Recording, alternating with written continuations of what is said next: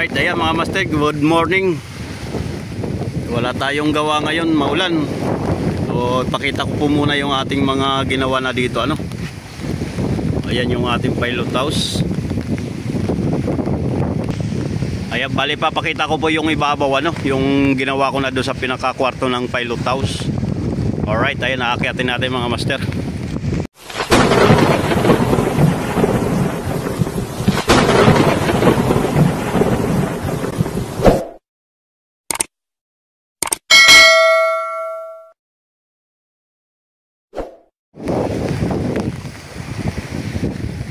Yan, bali naglagay tayo ng kayakas doon sa ibabaw, ano, gawa ng pag sobrang init na tagos yung init doon sa ano ng fiber kasi wala pa siyang ano, kisame. Kaya mainit pa. Ganyan yung ano ng fiber, pag nainitan, mainit talaga, parang yero din, mainit na mainit talaga.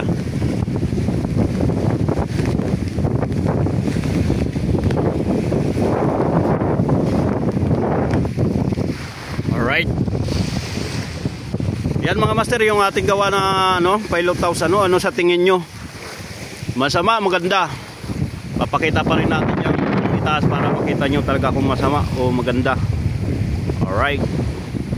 Yung mukha niya, hindi pa natin nagagawa yung mukha ng pilot house. Pero itong mga tagiliran natin, napurma na natin yan. Ayan, may forma na siya. Marami pa tayong lalagay dyan, maglalagay pa tayong stainless, salamin. Yan, marami pa tayong ilalagay dyan para gumanda lalo siya. Ayan, pati itong ano, dito sa ibabaw, lalagyan din natin ng railings yan. Doon sa unahan, maglalagay din tayo ng railings. Marami pa tayong lalagay dito, mga stainless. Yung mga nagtatanong kung magkano nang inabot nitong ano, gastos nito. Malaki-laki na rin ang gastos nito. Pero hindi pa talaga natin maano yung ating gastos kung magkano na ano, gawa ng marami pa siyang kulang. Kagaya nitong mga stainless, yung conversion ng makina, madami pa. Mga upuan, bibili rin tayo ng bagong upuan para dito. Ayan, para ma-total natin kung magkano lahat-lahat ang inaabot nito, ano. Itong palangoy, hindi pa rin natin nagagawa. Pag nalagay na natin lahat ng kailangan nitong bangka na ito, ayan, siguro masasabi na natin kung magkano yung inabot ng gastos nito, ano. At tatanungin natin mismo yung may-ari nito kung magkano yung inaabot ng kanyang gastos dito sa kanyang pinagawang bangka, ano. Alright. Yung mukha ng ating pilot house, hindi pa natin napupurmahan, ano, yung itaas. So kulang pa rin ng bubong tayo dyan sa unahan, ano. Ayan, oh, yung may pabilog dyan sa unahan, kulang pa rin. Ito yung ating pangkabit, hindi pa natin nabubunot. Ayan, yan ang ilalagay natin doon. Nabot tayo ng ulan dito, kaya hindi tayo makagawa. So ayan ang ating kakabit doon sa itaas. Ibang klase ng mga panahon ngayon, master, ngayon. Pag uminit, talagang napakainit. Pag umulan naman, maulan na maulan naman. Ayan. So tutuklapin na lang natin ito. Ayan, oh. Naubos na yung kulay ng yero kasasama dito sa ating inuhulma. Alright, ayan mga master, akit tayo sa ibabaw. Titingnan natin ito.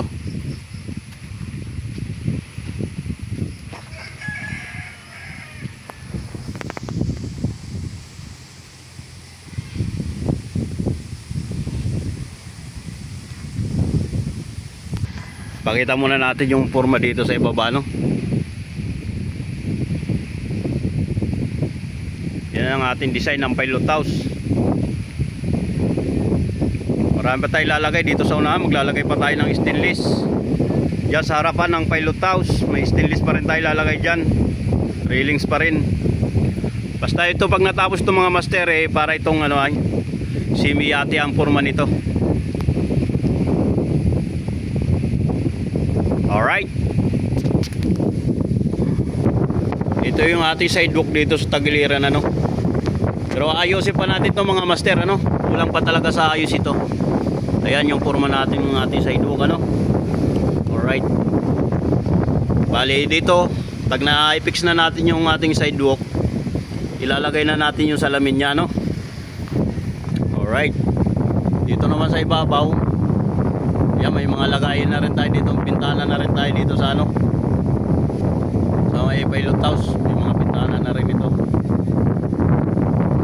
Tapos dito sa malaking butas na ito, lalagay tayo ng stainless dito sa ibaba para maganda tingnan.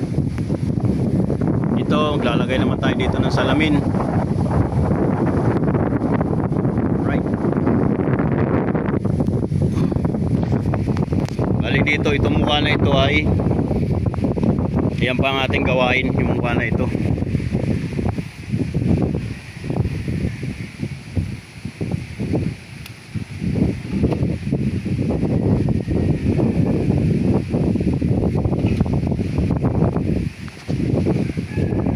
Ayan, yan na lang natin tatapusin dito sa bubong na ito,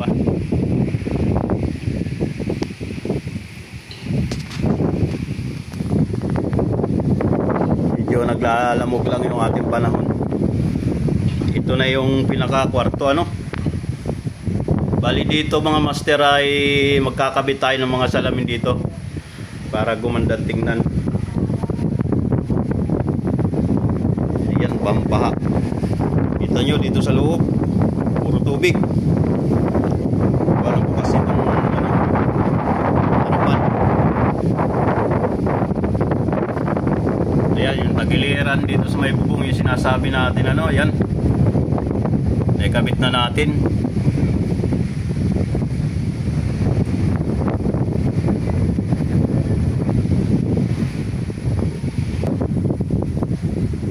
Ayan yung ating piston ng ating bintana. Bali yan ang ating lalagyan ng salamin. Yan, salamin. So dito din sa ulihan may salamin din. Pero ang salamin ito tinted, ano, para hindi kita yung ating busing dito sa loob. Alright. Itong ating pilot house, di pa tapos yung ating gagawin dashboard. Maglalagay din tayo ng dashboard yan. Tapos yung mga lagayan ng radyo dito sa ibabaw, lalagay tayo ng cabinet dito sa ibaba, yung mga lagayan na mga iba-ibang gamit. Ayan, bali doon sa baba ipapakita rin natin yung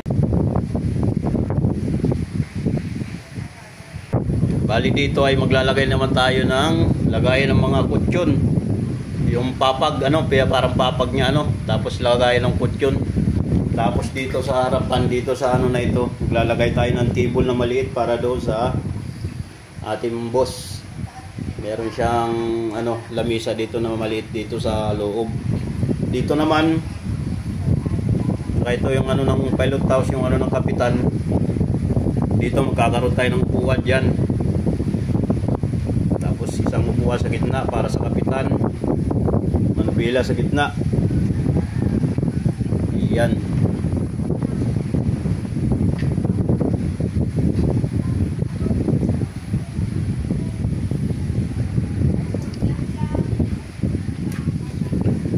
Dito, ayan, maglalagay tayo dito ng railings mga master. Ayan, lalagyan natin to ng railings, ano, stainless. Papunta daw sa ulian. Parang babakuran natin ito, kaya dito. Paikot yan, lalagyan natin ng stainless. Papunta dito sa ulian.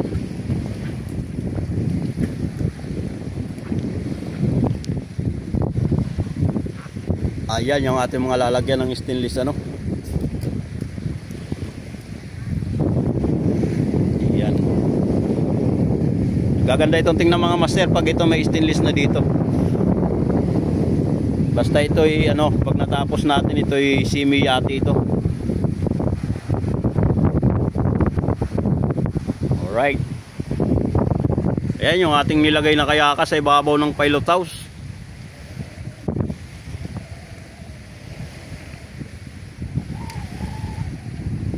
Ayan. Babaybayan natin to ng stainless dito papunta roon para lalong pumugi.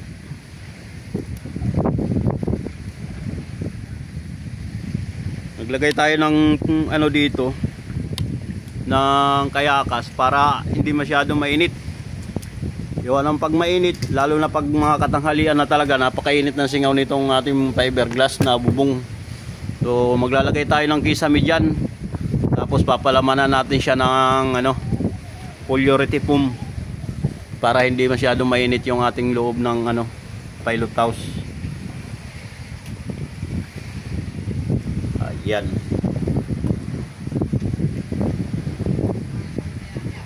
Ito, design pa rin ng bintana ito, ano? Ayan. Gaya na yan, design pa rin ng bintana. Ayan. Tapos dito, siguro magkakaroon din po ito ng TV dito sa harapan. Ayan, yung ating mga daanan dito, ano? Sidewalk dito sa ibabaw. Dito sa pilot house. Dito nasimulan na rin natin i-fiber, ano? Nabalot na rin natin yung ano, yung iba. Hindi pa natin nababalot. Ayan, no? Yung mga bakal nabalot na rin natin yan. Taas na lang. Ayan. Ayan ang ating mga fiberin pa, no? Pero ang magpa-fiber nito ngayon mga master, isa na kaya yung ating magpa-fiber. Yung isang kasama natin pupunta ng Real. Ayan, may gagawin sila ni boss doon. So dalawa na lang kami nandito ngayon. Alright, yan ang ating mga fiberin pa. Ayan, kisame na yan. So natapos natin fiberin yan, saka na tayo maglalagay ng kisame. Alright, punta tayo sa harapan. Ano ulit?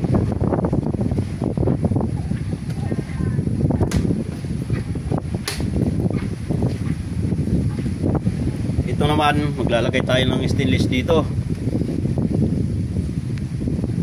Papunta doon sa harapan. Lalagyan natin ito ng railings. Tapos yan, sa baba, dyan sa may unahan, lalagyan din natin ng stainless yan. Itong mukha, hindi pa natin natatapos yung mukha nito, no? Yan na lang ang ating tatapusin. Ito mahalaga dyan, yung mukha nito. Yan ang ating pagagandahin at mukha ito. Alright.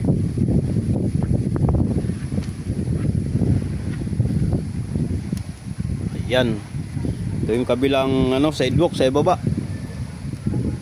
Ayan, di pa siya nakapisto talaga. Temporaryong lagay pa lang natin yan, ano? Ayusin pa natin yan. Susunod pa natin sa hubog ng bangkayan. Alright. Baba tayo doon sa ano, sa puwente, yung tayo ng passenger. Ayan, dito na tayo dadaan sa ano, sidewalk.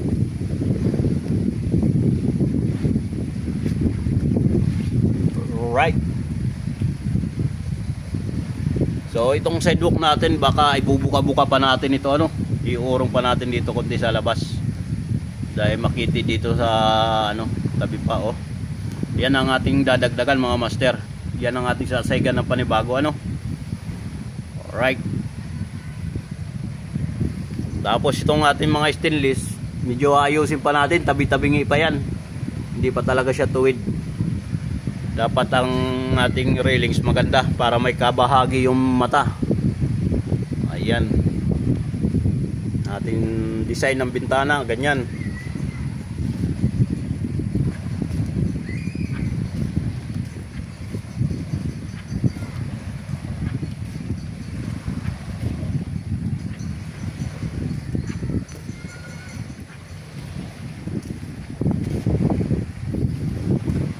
Dito tayo sa loob.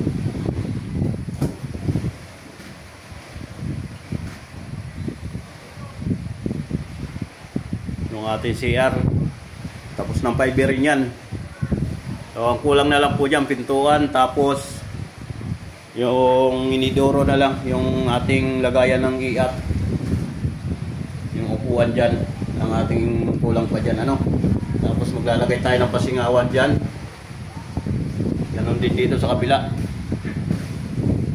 Ayan, pintuan na lang ang kulang yan. Dito naman, yan ang ating lutuan. Lababo sa ibabaw, dyan na tayo magluluto. Tapos dito sa ilalim, lagay ng mga gamit. Ganyan.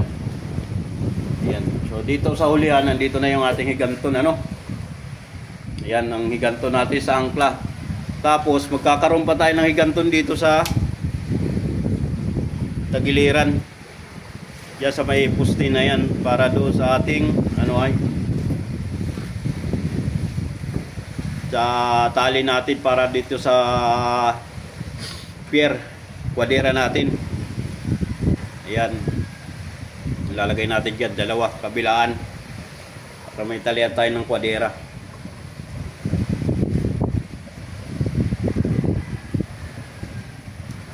Alright, dito naman tayo. Bali dito sa itaas, parang kagaya ito sa bus, ano, meron tayong lagayan ng ano, mga gamit, yung mga daladala ng mga tao, may bag, ganyan, may lalagay natin. Tapos maglalagay tayo dito ng lagayan ng mga ano, life jacket. Nandito rin sa tapat ng mga pasahero ang life jacket. Pag hindi dito sa ano, ng ilalim ng upuan, doon natin ilalagay sa ilalim ng upuan yung ano, life jacket, para lahat na nakaupo sa upuan, mayroon na siya nakareserba na life jacket. Ganyan ang ating diskarte dyan. Ayan. Bali dito yan, mga salamin na lang yung ating kulang dito sa ibaba, ano. Kumpleto na ito. Na ano na ito, na tapos na ito, finish na ito sa fiber. Tapos upuan na lang ang ating kulang dyan. Alright. Ngayon mga master, ito lang ating muna may papakita ngayon, ano. Dahil wala tayong gawa ngayon, na ipaliwanag lang natin yung mga kailangan pa natin dito. Ayan.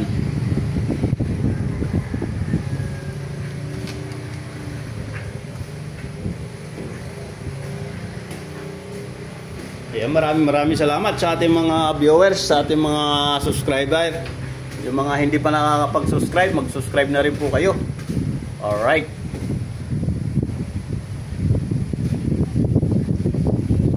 Ito yung ating unahan. So maglalagay pa rin tayo ng stainless dyan mga master, ano. Ayan, may ganto na tayo dito. Yan, bali ganito din ang ating ilalagay doon sa hulihan, dalawa. Ayan, ganyan. Yan pang ilalagay natin sa hulihan, ganyan.